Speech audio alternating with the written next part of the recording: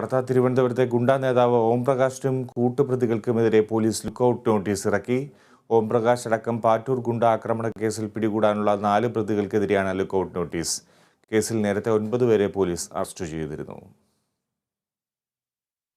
പാറ്റൂരിലെ ഗുണ്ടാക്രമണ കേസിൽ ഓംപ്രകാശ് ഉൾപ്പെടെ പിടിയിലാവാനുള്ള 4 പേരെയും 1 മാസം പിന്നിട്ടിട്ടും പിടികൂടാൻ കഴിയാത്ത സാഹചര്യത്തിലാണ് പോലീസ് ലുക്കൌട്ട് നോട്ടീസ് ഇറക്കിയത്. ഓംപ്രകാശ്, അബിൻ ഷാ, വിവേക്, ശരത് കുമാർ എന്നിവർക്കെതിരെയാണ് ലുക്കൌട്ട് നോട്ടീസ്.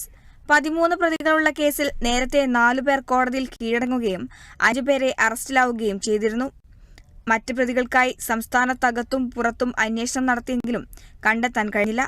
പ്രതികൾ പല സംസ്ഥാനങ്ങളിലും മാറി മാറി താമസിക്കുകയാണെന്നാണ് പോലീസ് കണ്ടെത്തിയിട്ടുള്ളത്. പിന്നാലെയാണ് പ്രതികൾക്കായി ലുക്കൌട്ട് നോട്ടീസ് ഇറക്കിയത്. പ്രതികളെക്കുറിച്ച് അറിയുന്നവർ പേട്ട പോലീസിന് വിവരം നൽകണമെന്ന് സിറ്റി പോലീസ് കമ്മീഷണർ അറിയിച്ചു. ജനുവരി 9 പുലർച്ചെ പാറ്റൂർ പെട്രോൾ പമ്പിന് സമീപമായിരുന്നു ആക്രമണമുണ്ടായത്. ഗുണ്ടകൾ തമ്മിലുള്ള കുടിപ്പകയായിരുന്നു ആക്രമണത്തിലേക്ക് എത്തിയത്. ഓംപ്രകാശും കൂട്ടാളികളും കൺസ്ട്രക്ഷൻ കമ്പനി ഉടമയുമായ നിതിനും സംഘവും സഞ്ചരിച്ച കാറിനെ പിന്തുടർന്നെത്തി വെട്ടി പരിക്കേൽപ്പിക്കുകയായിരുന്നു. Kerala Vision News, Thiruvananthapuram.